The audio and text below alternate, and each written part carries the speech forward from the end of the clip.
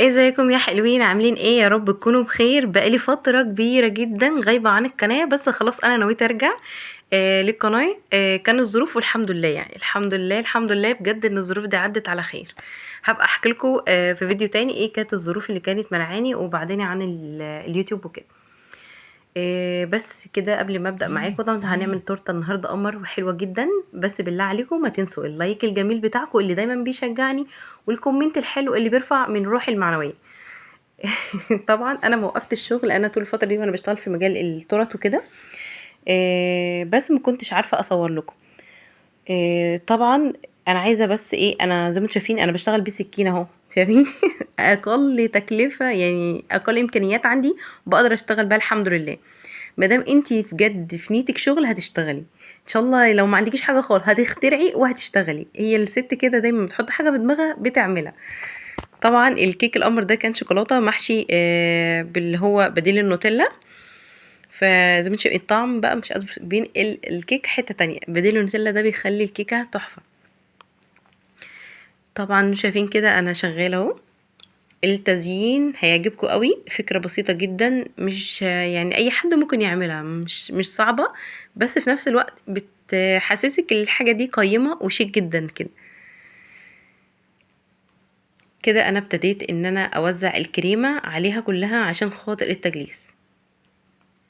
لو انتي مش هتعرفي تظبطي الدنيا او في التجليس، يفضل ان انتي تحشي الكيك في قلب الصينية اللي انتي عاملة فيها الكيك يعني، عشان تطلع معاكي متساوية ومش هتغلبك في موضوع التجليس.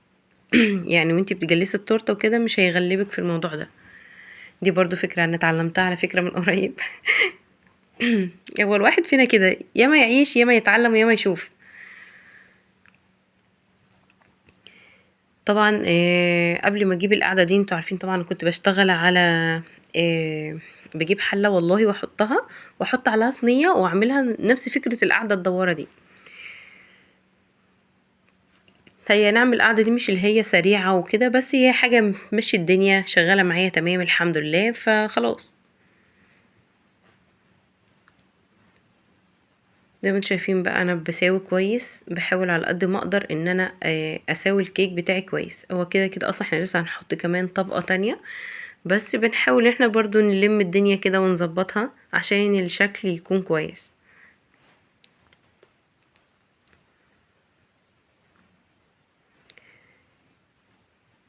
في مرة كده ان شاء الله هبقى اصور لكم يوم الخميس. عندي بحب اعمل عروض جدا يوم الخميس. آه، هو يوم الخميس ده بيبقى يوم بالنسبة لي حلو. انا بتبسط وفي ناس بتتبسط في الموضوع ده. انا بعمل عروض مثلا للتورته، بتبقى التورته عامله 100 جنيه. طبعا في ناس ممكن تستغرب السعر، بس ده فعلا الاسعار اللي انا ببقى شغاله بيها. انا اصلا اسعار التورت عندي بتبتدي من اول 150 جنيه في العادي يعني. بس ان شاء الله لو اي واحده حابه تشتغل وكده، فانا هحاول اعمل لكم كذا فيديو عشان لو حد حابب انه يعمل مشروع وتشتغل، يعني اي ست بيت تشتغل جوه بيتها، يبقى الفكرة واصلة لها وسهلة عليها يعني. هبقى اصور لكم يوم الخميس في مرة الشغل بتاعي واتكلم معاكم في كل التفاصيل.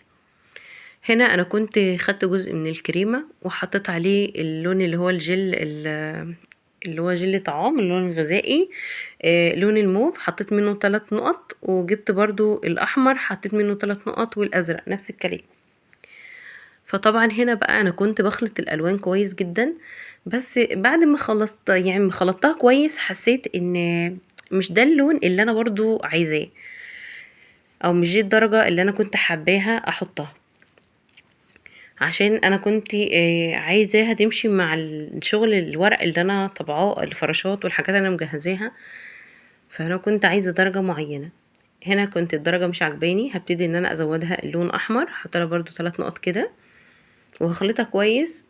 وبعد كده بقى لا احس بقى ان هو لا كده خلاص، هي كده ظبطت معايا وبقت كويسه جدا. هنا بقى كان خلاص كده اهو، شايفين الدرجه بتاعه اللون كانت ما شاء الله حلوه جدا. هي بس الكاميرا مش موضحها قوي، بس فعلا الدرجه كانت تحفه. هي درجه من درجات اللون الكشميري، بس كان درجتها حلوه قوي. هنا بقى انا كنت يعني جهزت بقى كل حاجة وعبيتها بقى الكيس الحلواني يعني، وهبتدي بقى ان انا اوزعها على الكيك. بس بقى انا هنا غلطت غلطة. شايفين انا طلعت بالكريمة فوق على حافة التورتة، والمفروض انا مكنتش هطلع لفوق قوي كده، لان ده بقى اللي هيتعبني في موضوع التجليس او ان انا اسويها، وكمان كشكل عام. بس احنا كبني ادمين وكبشر ما فيش حد فينا ما بيغلطش، واحنا ياما نعيش وياما نتعلم. فبالنسبة لي ما كانش حاجة صعبة ولا حاجة، لأ عادي، الواحد بيقع في مواقف كتير زي كده في شغله، وبيحاول على قد ما يقدر ان هو يظبط الشغل بتاعه. فانا برضو يعني وانا شغالة كده هحاول ان انا اظبط الدنيا، واحاول على قد ما اقدر ان انا اطلع الشغل بتاعي كويس. زي ما انتم شايفين كده انا بحاول ان انا اساوي الكريمة كويس جدا، وبشيل كل الزيادات.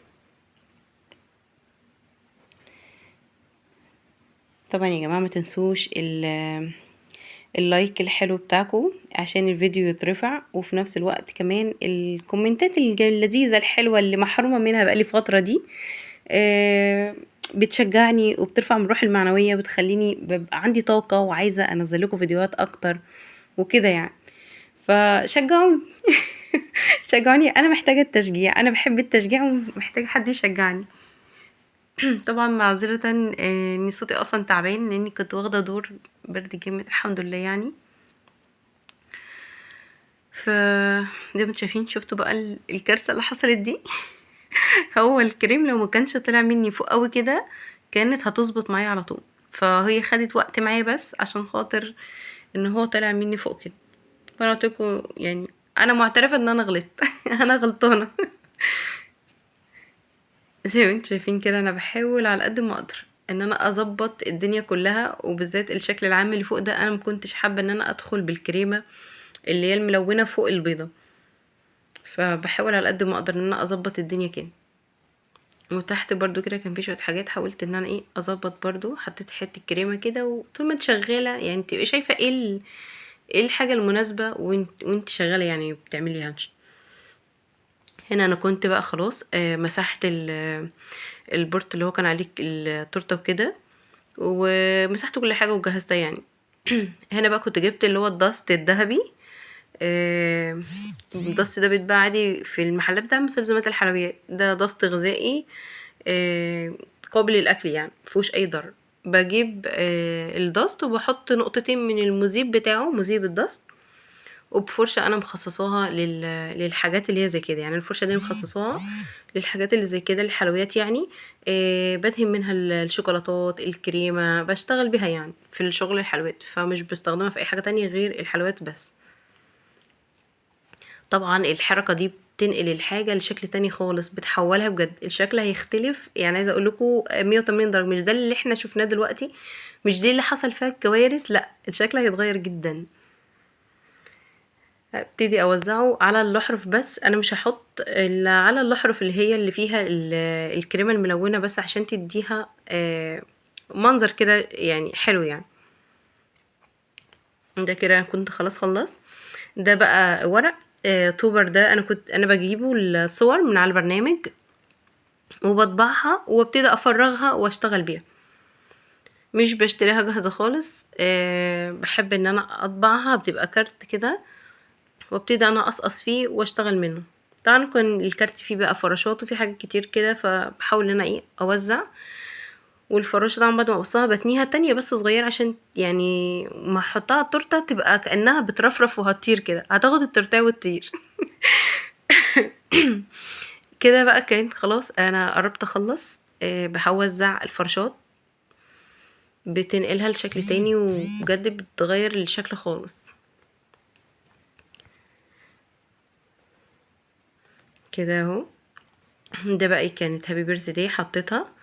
آه وده اللي هو اللولي ده او الكريسبي اللي هو الكبير، وكمان كريسبي الصغير. واخترت ان هو يكون لونه كان عندي الذهبي، بس انا فضلت اللي هو اللون الابيض او اللؤلؤي ده، حسيته انه هيكون اشيك، وفعلا خلاها يعني بقت شيك جدا. حاسه ان لو انا كنت حطيت اللون الذهبي ما كانش هيبقى حلو زي ده. باوزّع بقى على قد ما باقدر كده إيه، يعني بالراحة كده باحُط في كل حتّة تحس إن هي تكون متوزّعة وشكلها يعني حلو. بس كده خلاص، وكده كنت خلّصت التورتة القمر بتاعتنا دي كنت بقى هاضبّطها كده في الآخر. وفي نهاية الفيديو حابة أقول لكم بالله عليكم ما تنسوا الاشتراك في القناة. أيوه.